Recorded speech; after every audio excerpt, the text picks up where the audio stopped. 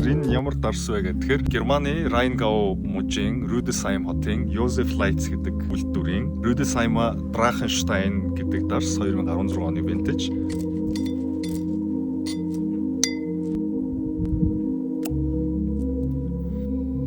Маш гоё нэг тийм цитрусны баг зэргийн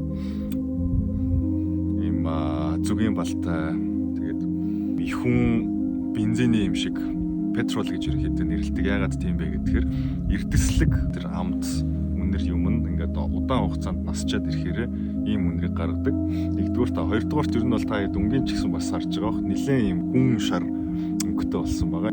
Амсч үзтээ.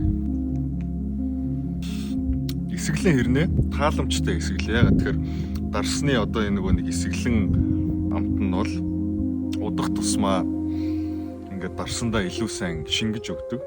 Гайхалтай эслэн байна. Энэ Sauvignon Blanc буюу яг одоо ингээд энгийн цагаан дарсны хондгонд дуусан бол одоо би Chardonnay классанда юу л хийж үзэх гэж байна. Яагаад вэ гэхээр энэ дарс маань бол 9 жилийн настай. Амтны хувьд бол том классанда хамаагүй дээр байна. Үнэрний хувьд болохоор жижиг классанда хамаагүй дээр. Энэ гайхалтай вайна бид нэр Тэнтэн аймгийн Бэндэр сумын Яргуун хавцал дээр Онон голын хөвөн дээрээс хийлээ. Баярлалаа.